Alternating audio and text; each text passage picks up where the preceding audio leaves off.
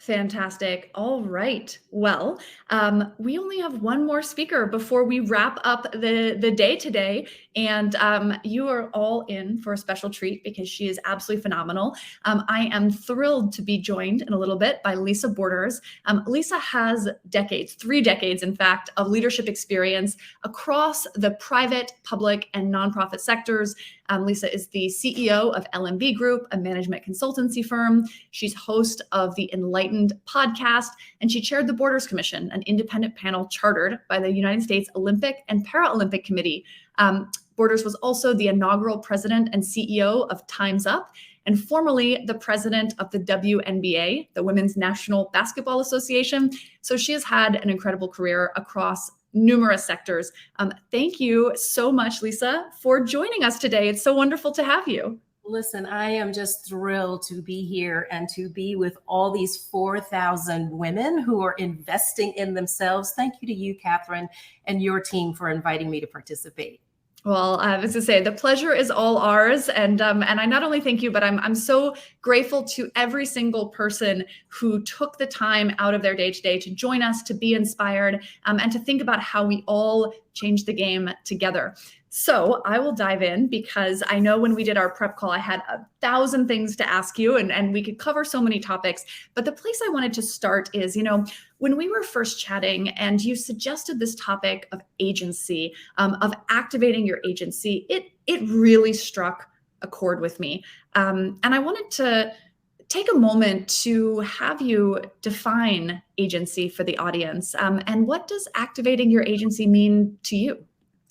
Yeah, well, first and foremost, when I think about agency, I think about the ability to control your own life. You are the CEO of you. Nobody is the boss of you but you. We all talk about working for other people, even as entrepreneurs. We are working for ourselves. And if we keep that first and foremost, that is really what agency is all about, recognizing you have the power. It starts with your mindset, recognizing the power is there before you can harness it and then lever it over time. It's a powerful message. And I think, different people probably really start to understand how to activate their agency at different times during their individual career journey. Was there a defining moment for you where you really stepped into your power, activated your agency, and what was that like? Yeah, so I am from the city of Atlanta, grew up during the civil rights era and helped integrate what was then called a private school. Today we call it an independent school. And I did not hear my voice or feel my voice or recognize that I had very much power. I was called names every day. I got the N word every day from 7th grade to 12th grade. That was fairly demoralizing, but I can recall my parents telling me I could do anything. I'm not sure I really embraced that, Kathryn, until I was about 40. And I realized they were right. When you're young, you don't think your parents know anything. You think you know everything. But by God, they were absolutely correct. So I can remember sitting in a boardroom and talking with a boss and 10 or 12 other people and realizing there was no one in that room any smarter than I was. There was no one perhaps they had a deeper proficiency in one particular area, but that my experiences were equally, if not more valuable for what we were trying to accomplish at that moment. And I can remember feeling like a burning in my belly, like a fire was lit that said, oh, let's go. Like, this is what you guys want to do. Let's go. Yes, I was the only woman. Yes, I was the only person of color, which oftentimes is really difficult for women in particular. And don't be a woman of color. As my father used to say, you're a girl and you're Black. You're going to have to work twice as hard for half the respect. Tobin earlier spoke about that, how people constantly told she and her teammates, you aren't valuable. You have to come in with your loins girded and recognize, appreciate, and accelerate the thought that you are absolutely valuable and that you are as smart, if not smarter, than everybody sitting in the room. I love that. And it's so important because when I think back to the early days of founding the Muse and building a company, there were so many times that a part of me felt like, well, they're older, they're more experienced, they're speaking to me in a really patronizing tone. Maybe they're right. Maybe I should yield. And it was a really powerful and frankly, very hard fought experience learning to trust that internal voice and learning to stand up for what I believed and what I knew to be true. And so for those that are listening and maybe this doesn't come naturally to them at all, maybe they're still really uncertain about how and when to trust in themselves and to stand up for that voice inside. What are some of your strategies or practical tips for developing that skill?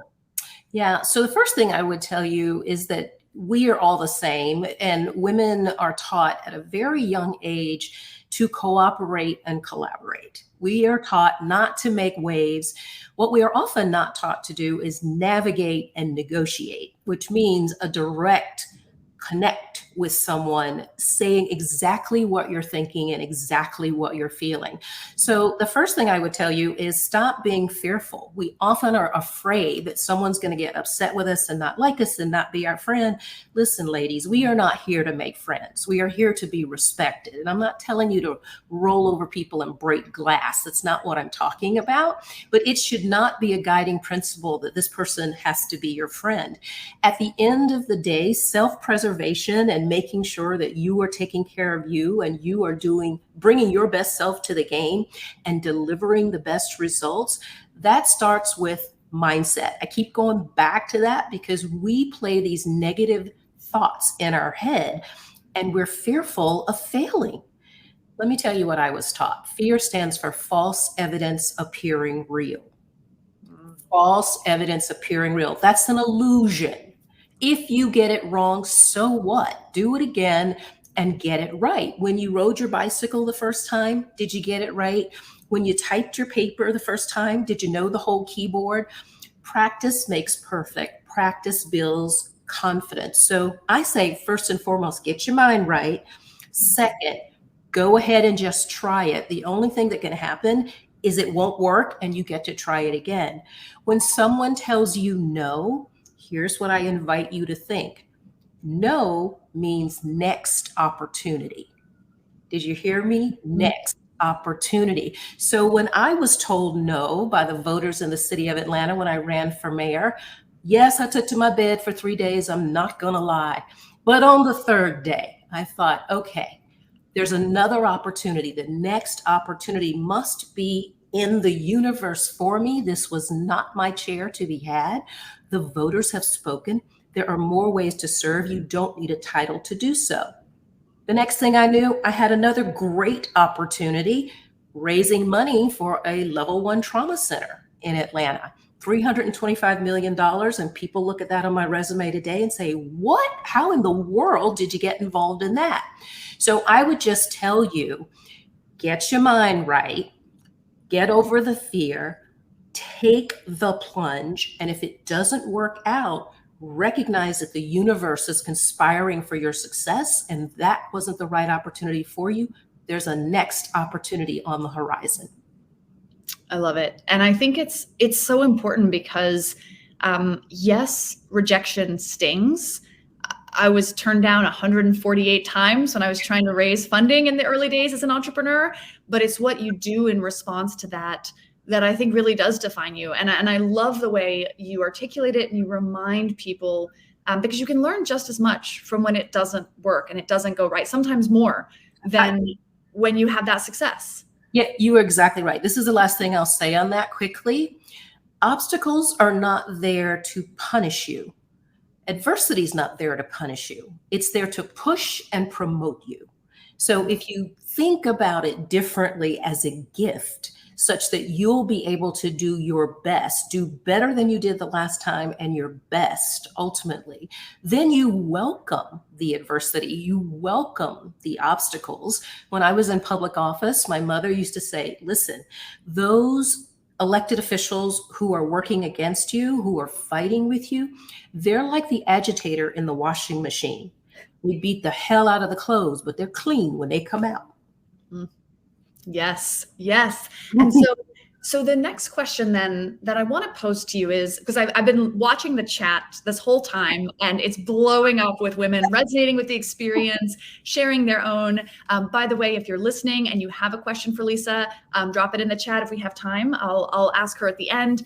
But we have a lot of different experience levels who have joined us today. We have women and some men who are just starting out in their career, but we also have people who are managers, who are directors, VPs, leaders.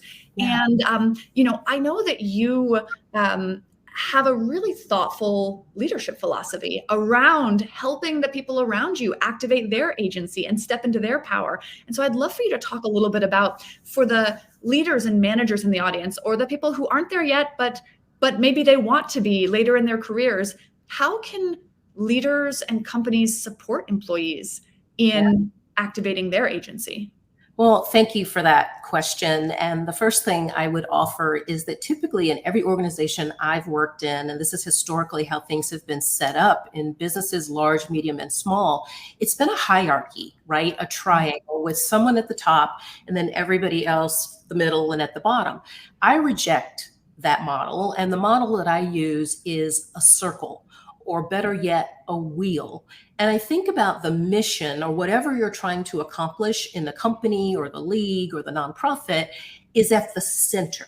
So that is the hub of the wheel. And everybody and everything else is a spoke, meaning those two things are inextricably linked. You've got to have the spokes and you've got to have the hub to make the wheel whole and make it turn. So changing the paradigm is first and foremost. There's nobody sitting at the little table.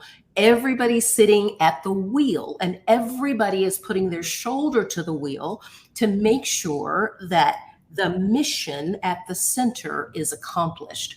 So when I would sit in meetings, Kathryn, for example, I would never sit in a room with a rectangular table or a square table. I always insisted on a round table. There is no head at a round table. Now, for those who have worked in traditional organizations, which is 95% of them, people thought I was nuts. I can tell you at large, medium, and small companies, they're like, what planet did you come from? I would often tell folks before we went into the meeting, listen, there is no little people's table. This is not Thanksgiving dinner. You are expected to ask questions and contribute. I sit on a board at Duke, and I often have students, undergrad and grad, on my committees, and I talk with them in orientation and tell them, listen, it's going to be a wheel paradigm. You're going to have equal voice, so be prepared for it. So that's number one. Number two, my grandfather, the preacher, used to say, God gave you 2 ears and 1 mouth for a reason, so you could listen twice as much as you talk. Oftentimes, once you give the mission, this is what we're doing, you need to be quiet. Just be quiet and let other people speak. And for those people who are a little bit shy, you perhaps need to draw them out. You need to ask them a question directly so that they have a chance. Because oftentimes we people with the big mouths, like we're like, and no one can get a word in edgewise. So you're sitting at the round table. You are listening twice as much as you talk, and then you let other people report out on what was said and what the next steps are. What's the summary? What are the action steps, and who's going to take them? What you're really doing is practicing what I call enlightened leadership, which means you don't have to talk all the time. You don't have to be at the head of the table. You don't need to be given all the instructions. The peer pressure of delivering results is actually exerted and distributed equally. You don't have to walk around with the burden of delivering all the results, because everyone has bought in and everyone recognizes they have an equal opportunity to contribute and produce. I love that. And is that how you named your podcast? This idea of enlightened leadership? That's exactly right. And when I talk with people from all walks of life, because there's no such thing as one person's more important than I just don't believe in that. Everybody puts their pants on one leg at a time, or their stilettos 1 foot at a time. So this notion of all hail to the what? Stop it. Like, we're all human. We all have value. There is value in every voice. I was taught that as a little girl, and I carry it with me everywhere. So the answer is absolutely. I love it. So we have a question from the audience that I want to ask. And I would just encourage our audience. We have about 3 minutes left. So if you have another question, get it in there. But Tony Clark just asked, oops, hang on. Where did it go? There it is. How do you navigate in a space where you want to contribute more, but leadership isn't equipped to be the best leader? I want to grow, but activating my agency is a challenge because I'm still trying to figure out, how do I make a difference? I think this is a great question because sometimes, especially if you're not the one charged with setting the culture and the norms at an organization, you can find yourself in a place where it's much harder to contribute in that way. Yeah, that is a fantastic question. So thank you for it. I would invite you to ask questions. Ask questions of the leader outside of big group meetings. Don't embarrass your leader in a big group, because he or she, frankly, will become defensive, because we're humans and that's what we do. So I would invite you, rather than make a statement and be judgmental or have it be perceived as judgmental, you ask a question. Why do you think that? Or why are we doing that? I have found when I have asked questions like that, most times the leaders can't answer them, or they can't answer them well, and it gives a gap or a space where you have an opportunity to lean in and offer your perspective. So ask questions, particularly when someone wants to do the complete opposite of what you want to do. First and foremost, listen, because even a bad idea in your point of view has some benefit. You need to find it. Thank the person for that idea. Tell them what you appreciate, and then ask your question and take it from there. I promise you, it will diffuse them and make them more thoughtful and give you space to step in and offer your point of view. I love that. I love that. Well, I hope somebody's writing notes. I'm going to go back, rewatch this after the session and write down notes, because I think that is such great advice. Another question that came in from the audience was, in your experience, how can individuals balance the need to trust their own inner voice with seeking guidance and support from others in their professional network? Yeah. So I have often heard people ask this question about balance, not only about your perspective and someone else's, but how do you maintain balance in life? And I always tell folks, there's no such thing as balance. There's only rhythm. You have to move in the moment. You might say, and how in the world do I do that? This is where trusting your gut is going to come in really, really handy. But you got to read the room. You got to understand the landscape that you're operating in. And your voice, I want to go back to something Tobin said about folks told her and her teammates over and over and over she wasn't valuable. They weren't valuable. They ultimately got up and walked out of the room, right? I'm not telling you to quit your job, although I've done that a time or two too. If you find that you're in a toxic environment and no one ever wants to listen, you might want to reevaluate where you are. It's one thing to like your job. It's another to be passionate about what you're doing. Because if you're passionate about it, you're going to find that break point, or that point that's going to tell you when it's better to move forward or better to sit back. For those of you who have never driven a stick shift, I would tell you it's the friction point between first and second gear and rolling backwards in a Volkswagen, right? You have to play with it a little bit until you find that friction point that has the car maintain its idling position without moving forward or back. And you decide when to press on the accelerator or change gears and go backwards. So I'm going to have to leave that one in your lap just a little bit. I love it. I love it. Well, as we wrap up, I think, that there's so many great topics we covered today. I couldn't even recap them all. I loved what you said about there is value in every voice, no kids table. your comments about rhythm. You know, if someone in the audience is really inspired and they want to follow you on a social platform, they want to find your podcast, they want to learn more, where should they go? Sure. Thank you for asking that question. So my website is lisaborders.us. It's just my name, singlestream.us. You can reach me there on email and all sorts of things. Instagram is at Lisa_Borders. And the Enlightened podcast can be found anywhere you are looking for podcasts, on Apple, on Spotify, you name it. And stay tuned. Join the Enlightened community. We've got more stuff to come. Absolutely. Well, we will certainly drop a link to that in the chat. And Lisa, this has been incredible. As I said, when we had our prep call, I could talk to you all day. So thank you so much for sharing some of your insight with our audience. I love seeing the entire community in the chat respond and engage. And there's so many great tips here for us. So thank you again for joining us today. Thank you for having me. And thank you to all the women and men who are investing in themselves today through the Fairy God Boss Summit. Amazing.